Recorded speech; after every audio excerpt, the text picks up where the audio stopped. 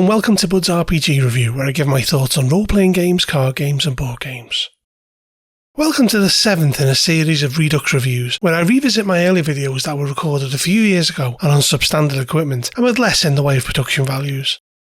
The aim of these reviews is to enable me to tighten and expand the writing, fleshing it out with further insights where appropriate, and to produce something of superior video and audio quality to the original.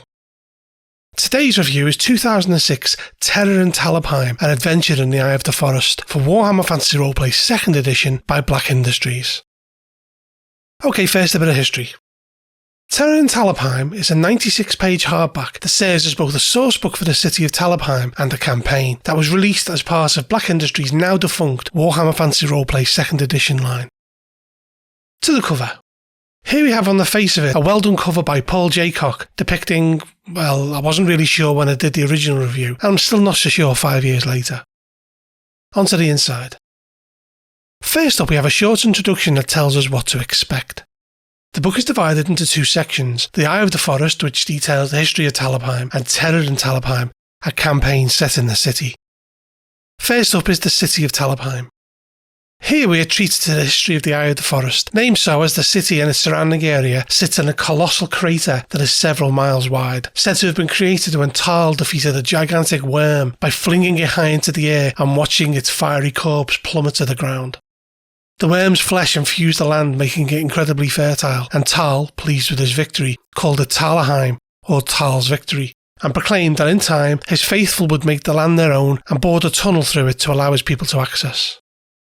In time, the Talabheim, descendants of the Talutan tribe, found the crater, and Kruger, the chief of the Talabheim, ordered his people to venture within and create a great city to honour Tal, though this was not realised in Kruger's lifetime.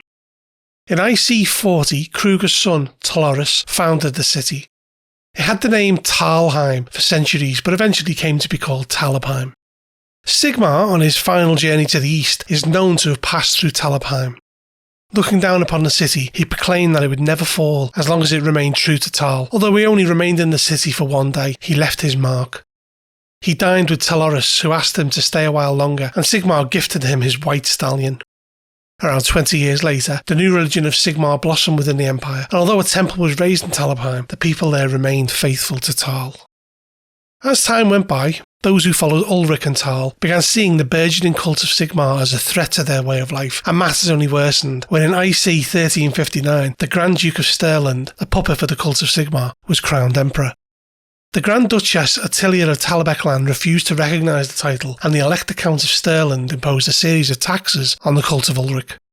In IC 1360, Attilia crowned herself empress and banned the cult of Sigmar from Talabheim. Now a political tool, religion had become central to the wars of the empire. The cult of Ulrich, supported by worshippers of Tal, took up arms against Sigmarites, and the squabbling lasted for around 200 years, with there being two emperors, one emperor in Talabheim and one in Stirland. In IC 1547, Grand Duke Heinrich of Middenland sought to legally become emperor but was soundly rejected by the Attilian emperor Frederick V of Talabheim. Heinrich, upon returning to Middenheim, pronounced himself emperor anyway, then declared war on Talabheim, and in IC 1550 also declared war on the self-proclaimed Emperor of Nuln. In IC 1557, Middenheim sent an army to destroy Talabheim, but the huge crater wall was never breached, although the port of Talgad was razed and occupied. Talabheim lay under siege for almost 20 years, but as it had a verdant interior, the city was easily able to support its population almost indefinitely. These wars resulted in a complex series of laws that remain to this day. In IC 1750, the Emperor of Talabheim, Horst the Cautious, was asked to help repel an invading army that approached Talabheim but refused to send troops. The city revolted and seceded from the throne entirely, crowning its own emperor, Helmut II. Due to Talabheim's unbreachable walls, Horst could do little about it, and this estrangement continued for a few hundred years until Emperor Magnus of Nuln acceded to their reunification in IC 2304. In IC 2302, following the city ignoring Kislev's call for aid, chaos cults began to surface in Talabheim, but were unearthed and wiped out. As Prague fell to chaos, Magnus of Nuln turned to Talabheim for aid, and upon arriving at Talabheim, it is said that Tal showed his approval with the call of wolves and a stag with a hammer mark on its forehead appearing. Talabheim mobilised troops and marched against chaos. Their skilled trackers proved invaluable to the combined armies defeating chaos. After the war in IC 2304, Magnus was declared emperor and Talabheim surrendered their crown and the Attilian emperor line came to an end. During the Storm of Chaos, the city played a relatively small role with less than half of its military left behind to guard Talabastan. Archaon's forces never reached Talabheim, but cults and mutant activity put the city on alert and the Talgad was an instrumental military supply point that needed protecting from saboteurs. In recent history, the Elector Count of Talabheim has vanished and the Countess Krieglit Untern has taken control. The next section deals with the various powers of Talabheim. It gives information on the missing Elector Count, Halmut Feuerbach, and the Krieglit Untern family that currently rule. It details the Parliament and the Hunters' Council who are in charge of the militia and the City Watch, and gives a small mention of the Standing Army and the Talbastan Guard, as well as the Tunnel Brigade, or the Terriers as they're known. It discusses the militia or drunken gang and the City Watch who are known as the Dog Faces due to the particularly poor wolf heraldry they wear. It then details the various knightly orders that have a presence in Talabheim, the Knight of the White Wolf who are dedicated to Ulrich, the Knights Panther, and the relatively new order, the Knights of the Stag. It also talks about Tal's Chosen, a group of elite woodsmen that patrol the interior of the Talbastan and gives us a new career, the Horned Hunter. It mentions the various priesthoods that hold sway in the city and discusses how the wizards of the city, more specifically the Jade Order, work closely with the priesthood of Tal. Also included are the Boatsmen's League and the Judges. Talabheim is known as a city with a multitude of laws, and a consequence of laws in Talabheim is inevitably taxes, some of them frankly bizarre. These range from a levy that looks after orphans to a special tax on halfling shipments from the moot and even a tax on entertainers that wear hats. As a result of these taxation rules, we have a new career, the exciseman. Next up is the city itself. It is surrounded by the massive crater rim known as the Talbastan and has watch posts at regular intervals along its perimeter. The only legal way to enter Talabheim is via the Wizard's Way, a long winding path that rises up to 200 feet to the side of the crater wall. The city's first line of defence is the High Watch, a series of 4 black iron portcullises that are occupied at all times. We then have a rather small map of Talabheim and surrounds, which labels all places of interest. We have the rules and regulations for passing through the Talbastan, and next is the Law Quarter. It details the Grand Courthouse of Edicts, the Hollows, Talabheim's prison, and the Temple of Arena, the only temple not a part of God's Row other than the Grove of Tal. We have the Obelisk of Laws, a massive black marble spire that is covered in posters for laws new and old, and then the Freeman's Court. The dwarf residence of Stoneholm is detailed, and we have another new class, the Litigant. The Tallows follow this, a rat-infested slum where the city's poor live, and the Holler's Corner, a place to find cheap labour, named so for the cacophony of criers. The Black Lantern is a famous inn from the city which is notorious for thugs and con men, and we have Fisherman's Alley, and the Shields, a group who offer protection and guidance in the city, who have a reputation for being ruthless and stalwart. The Rat Holes are next. These are tunnels and caves in the Talbastan cliff face that are sometimes used by businesses such as tanneries and dye works, but it also has a nest of disease and mutants within its depths. Following this is the Merchant District. Here we have the Three Apples Inn and the Merchant Guild, followed by Snorri's Pawn Shop and the Office of the Purse. We then have the City of Gods, or the Temple District. God's Row is reached by a wide footpath called the Reliquary Road. There is the Shallian Sanatorium, which is constructed of white marble and seems to glow in the sun, where the rich and poor are catered for, and this is followed by a new career, the Knight of the Verdant Field, an order of Templars who are dedicated to the protection of Talabheim and devoted to Myrmidia. We have a shrine to Manan and a Temple of Mor, which is laid out like a cemetery. There is the Temple to Myrmidia and the Temple of Shallia, which adjoins the Sanatorium, and the Temple of Sigmar. The largest temple is dedicated, unsurprisingly, to Tal, and to a lesser extent Rhea. And there's also a temple to Ulrich. In the northwest corner of the Temple District is the Talabheim Asylum, which was established in 2304 after the Great War against Chaos. Following this is the Talgarten. This is a large, magnificent district that is home to manors, gardens and parks. It contains the Sea of Roses, a conservatory that was established almost 500 years ago, which is known for its roses and exotic plants from around the Old World. And we have the Brothers' Lodge, a sweat lodge dedicated to Tal where some forms of alcohol are consumed tax-free. Next is the Knoll of Doctrines, a place where religious zealots exhort passers-by. We have the Schwarzhold Norgate, which has a high concentration of warehouses, craftsmen and blacksmiths, and its local inn, the Rusty Musket. There is the Wernhauer Stables that provide some of the finest horses in Talabheim, and Yvandi's Blacksmithing, a rare elf blacksmith who produces exquisite rapiers and longswords. Also here is the Red Check Theatre, where one can experience lowbrow comedy and Tal's Fountain, an enormous statue of the god that never freezes in the winter and is considered a lucky place. Following this is the Manor District, a sprawling neighbourhood on the eastern side of the city that spreads into the fields of the crater. Here we have the Grand Manor where the Countess lives and the Royal Academy of Talabheim, a university that is considered second-rate when compared to the older institutes in the Old World. There is the Avenue of Heroes, so called because it contains dozens of statues of Talabheim and the Empire's greatest, and there is the Quill, an exotic restaurant that hosts poetry readings. On the fringes of the Manor District is the Dark Rook Downs, where dogs are raced and knights joust, and then there is Guild Row, a place where skilled labourers live and work. There is also Hargrenson's Brewery, the establishment of a dwarf called Bellic Hargrenson, possibly the finest brewer in Talabheim, and we have Amelia's Waxworks, a fine chandler. To the southwest is the Geltwold, or the Gold Forest, a quarter rife with goldsmiths, pawnshops and moneylenders. Here we have One Man's Treasure, a large and successful pawnshop, and the Faithful Lender, a money-lending establishment run by the halfling Nobbler Crumbuckle. In the far northeast corner is the Earthworks, a semi-rural district that is home to many agricultural families.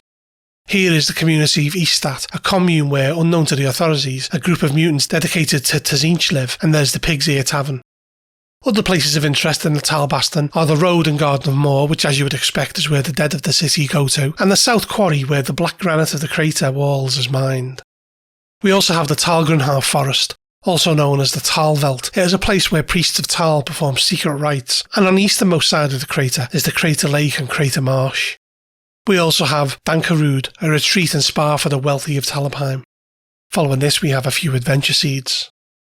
Next up is Talgad, a large settlement where the docks are. Here we have the Blackened Tooth, a barbershop and dentist, and the Workers' Wall, a place for people seeking work to hang out. There's the Fish Market and the Eel, a tavern away from the vigilant eyes of the city guard. There's also the gambling den called Scully's that caters for Talgad's lower classes. It details the Depot district, which is on the south side of the Talabheim, that is home to a series of large warehouses. It contains the Hammer and Tongs, an arms and armour shop, and Griswold and Son, a tailor in monetary ruin. Also detailed is the Market Square and the Ten-Tailed Cat, a tavern run by an ex-PIF fighter.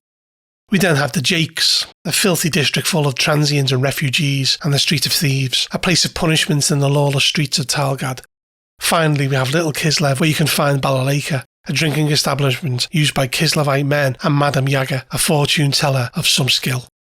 Following this description of the city, we have the campaign, Terror in Talabheim. So if you intend to play this, stop watching now, as there will be spoilers from this point onwards. It doesn't actually mention, or at least I couldn't find, how many players this is for, but there are 4 pre-gen characters, so it'd probably be safe to assume that it's around 4 to 6 players. We're given a basic synopsis of the adventure which talks about the underground highway built by the dwarves, Ungridankor, or the Underway. Large portions of it are destroyed and the Skaven use parts of it to assault the world above. The Skaven have waited patiently for the moment to strike, and in the aftermath of the Storm of Chaos, some among them believe that their time has come. A plague priest of Clan Pestilence, Nelric the Suppurator, has targeted Talabheim with a particularly virulent plague. This plague was designed to slowly gestate, with the aim being that it spread throughout the population of the Empire before it was discovered. Talabheim was chosen due to its central position on both the Old Dwarf Road and the Telebeck River. Nelric, however, has been deceived. His plans are not his, and his disease has been tampered with. A grey seer, Asarak Steelhigh, has ambitions greater than the spread of the plague. He has magically altered it so that its potency can be easily greatly increased or cured with the right substance. Once Talabheim has been infected, Asarak intends to enhance it and kill Nelric and his followers. He has allied himself with the engineers of Clan Scryri. The plan is to make the powers of Talabheim seal off the city to contain the plague, and then Asarak and Clan Scryri will then attack from Ungridankor. His intention is that after the city falls, messages will be sent to other cities in hope that they will gather troops around it to liberate it. Asarak and the Scryri engineers will be working on a hideous contraption, a warpstone-powered weapon that will rain destruction down on those outside the walls. It's Asarak's hope that whatever minuscule forces the Empire can provide will be destroyed, leaving the path open for him to forge an empire from Talabheim. The players begin in the muddy streets of the Talgad with no way of entering the city itself. Talgad is fit to burst with refugees from the war, and the whispers of a plague have started spreading.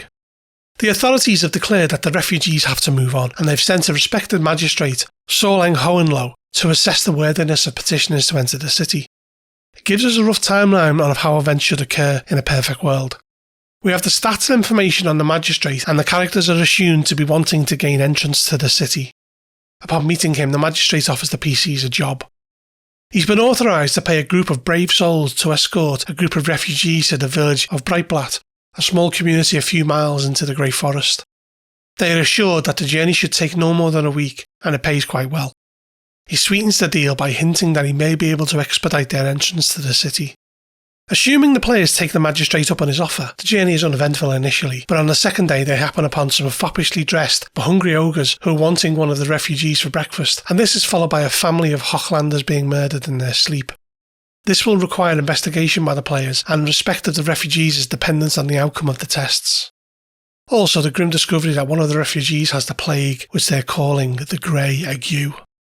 When the players return to Talabheim, they find Talgad in a state of chaos.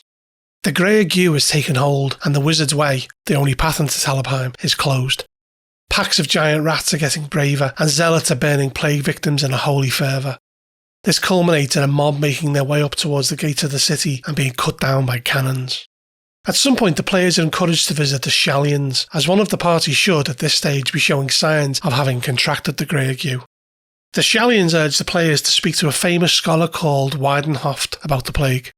He has been studying it to try and discover a cure. The players will find him dead, but his notes are intact, and it appears he was onto the fact that it is both a disease and a poison. If the party dig deeper, they discover that one of the Shallians is the daughter of a captain of the guard of the city, and they can seek an audience with him.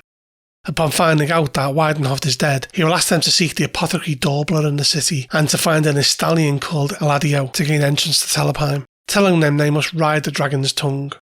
The players can easily find Eladio. He's a fishmonger at the docks, and he can lead them under the walls and into the city. The players encounter a group of Clan Pestilence plague monks on their journey, but ultimately should get into the Talbaston. Should the players seek to find another way into the city, they can, but they run the risk of being killed by murderous thugs who betray them. Initially, the players should lay low, but eventually seek to find Dorbler. Ulfast Dorbler is a kindly physician who takes Weidenhoft's notes and promises to start examining them right away. The players will need to stay in the city in order for him to contact them. 3 days after the players arrive in the city, there's a proclamation that everyone within and of able mind and body are to be drafted into the city watch, something the players will find difficult to avoid. They are put on various duties, including gathering the dead and sewer details. It is on a sewer detail when they come across an injured and fleeing plague monk. If they track it back to where it came from, they find a group of plague monks that have clearly been shot with guns. At some stage after this, the players are contacted by Dorbler. He's managed to deduce why the plague is resisting all attempts to cure it and has passed his findings over to the Shallians, who can speed up the process of distributing it.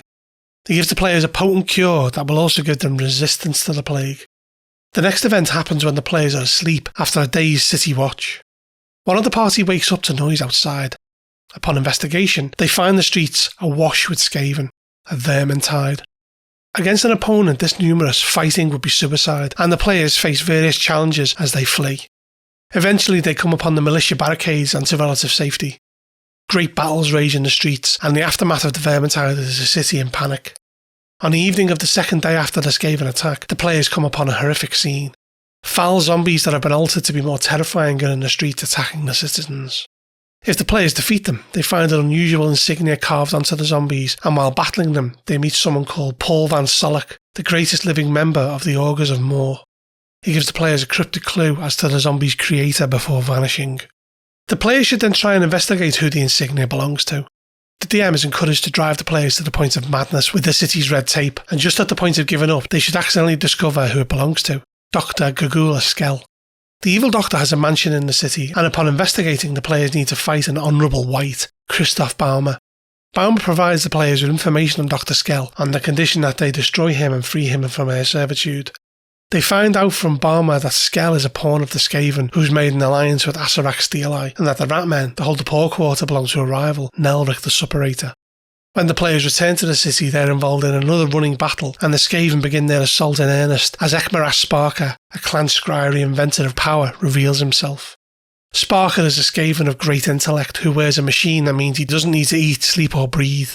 The battle culminates in the players making a stand in the Heldenhammer Temple, and they will need to face all manner of Skaven horrors, including rat ogres, rattling cannons and warp fire throwers.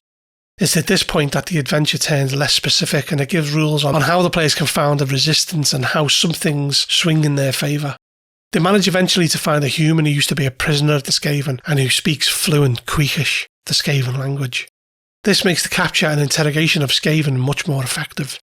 It stats out two of the key targets, Dr. Gugula Skell and Warlock Engineer Ekmaras Sparker. Eventually it may dawn on the players that the enemy of their enemy may be their ally, and they could choose to reach out to Nelric the Suppurator for assistance. With the right kind of bargaining, Nelric can be convinced to abandon the part of the city that he occupies. Chapter 8 is entitled The Heart of the Matter, and it details the final days before the second battle for Talabheim and how they can sabotage the Grey Seer's Warpstone weapon and face him for a final showdown. Asarak Steeleye is a considerable opponent with a lot of power in his hands, and defeating him should be no easy feat.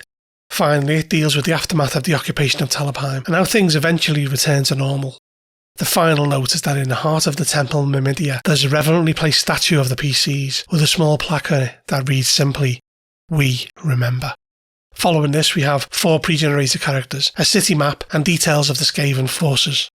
It stats out the various weapons unique to the Skaven and has a few pages of Skaven magic.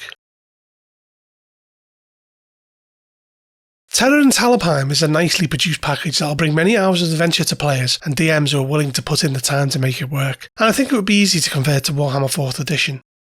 The first third of the book details the city well, although it doesn't really feel like it's brought to life in a way that other books do in Warhammer, as lists of places, though needed, take up far too much space.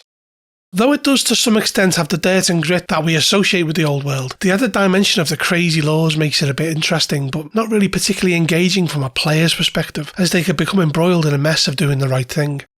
The maps are a bit on the microscopic side, and a full pull-out city map would have been a welcome addition, and the art is generally good throughout, but I do feel that an entire book should have been devoted to a city as important as Talabheim, or at least this should have been longer. The adventure starts well and then begins to feel a bit lightly written. At times it can seem too vague and fluffy about what the players can do next, while at other times it ruthlessly railroads them down the path it wants them to pursue. The Skaven being the main villain of the piece is an inspired choice, as I imagine most players don't get to experience the horrors of what they can do that often. I would recommend, if you can get hold of a copy, using the information in Children of the Horned Rat, as it gives great insight into Skaven psychology, as well as detailing a plethora of nasty horrors to throw at your unsuspecting players. The end of the adventure feels a bit sudden after what is described as months of play, and the idea that Talabheim can rewrite its history and go back to the blinkered empire view of the Skaven not existing after an entire army of them has enslaved and occupied a city like Talabheim seems a bit dumb and lazily written to me.